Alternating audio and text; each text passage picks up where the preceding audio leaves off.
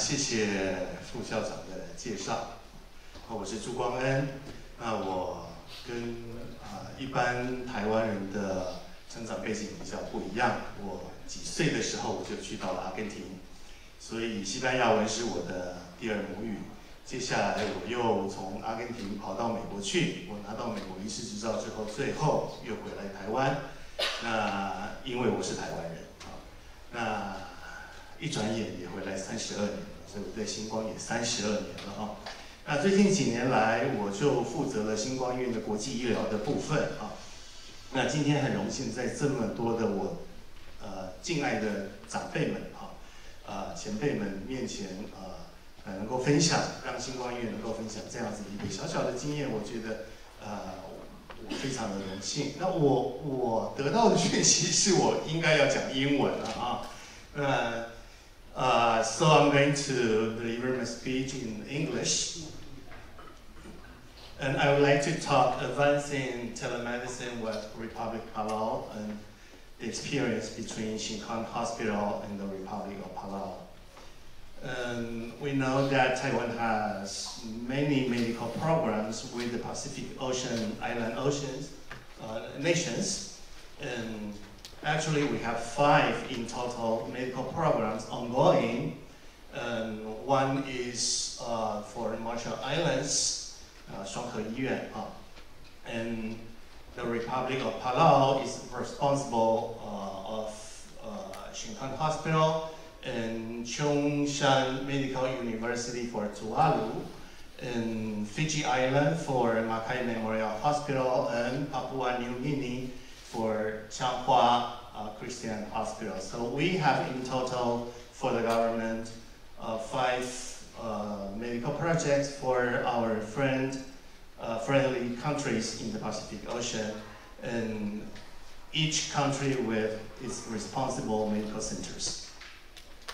Let's talk about briefly about Palau. Palau is a very small country with a total population of 20,000. And it has only one public hospital, which is called Belon National Hospital. And I personally went there 6 times. And it also counts on several community dispensaries and community centers. And 70% of outbound referrals for critical patients are going to Taiwan, are coming to Taiwan. And the majority of the patients are referred to the Xinkan Hospital.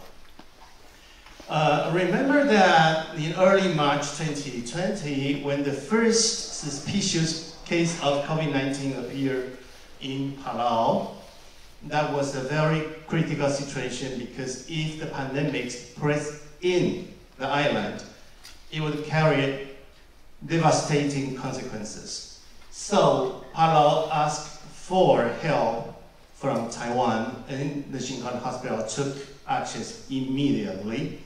And we used telemedicine to teach the Palauan doctors how to sample and how to send the sample to Taiwan. And the news had a vast repercussion on the media. And on March 6, 2020, the sample which was taken in Palau arrived at Taiwan.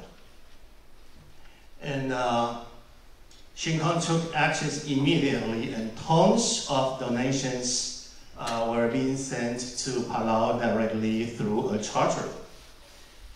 And not only the donations, but also a physiotherapist and an expert lab operator were going also in that charter. And the ambassador of Palau to the United Nations, Ms. Olai Udulong, expressed publicly her appreciation to Taiwan, and because Taiwan was the only country helping Palau in that moment.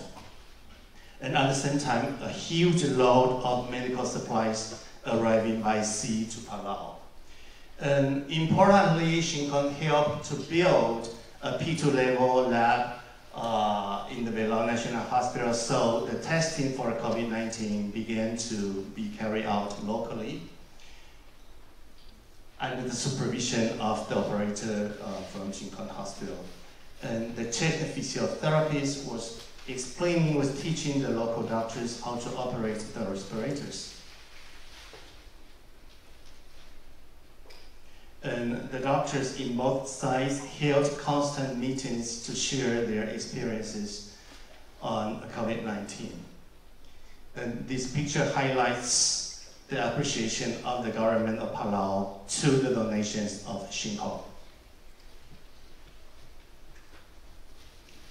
Let me show you a case, and I will tell you how important was telemedicine in the care of a patient during the pandemic.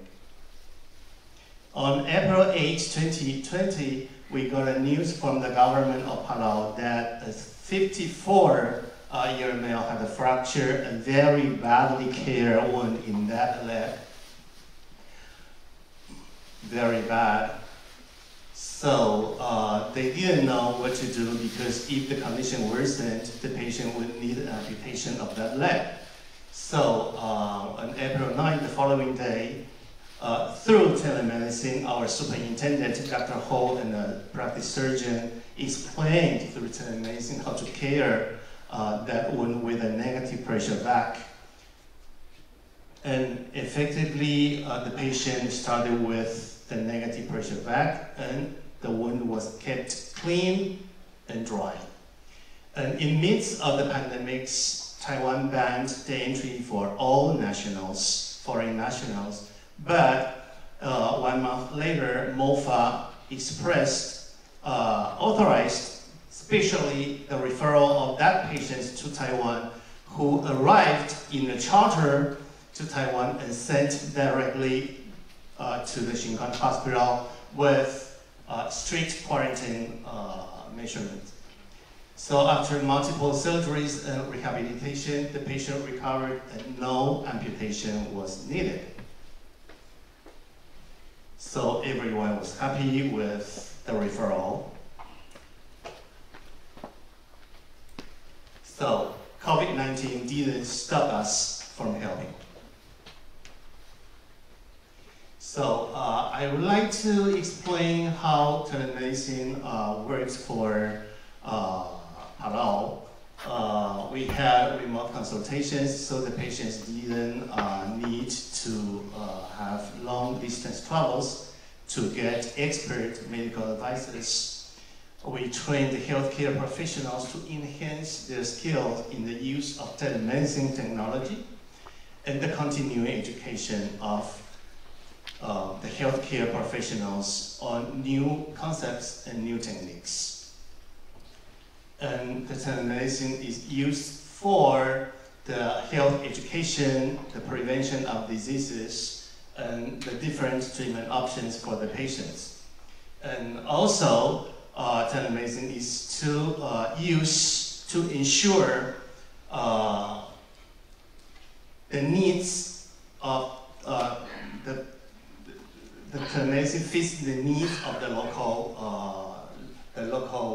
health system. So Taiwan health diplomacy, forging global connections beyond political barriers, and Taiwan is world's top medical care provider offering solutions for the international medical ecosystem. So telemedicine is driving Taiwan excellence with cutting-edge innovations through the world. Okay, this is my brief sharing, so thank you for your attention.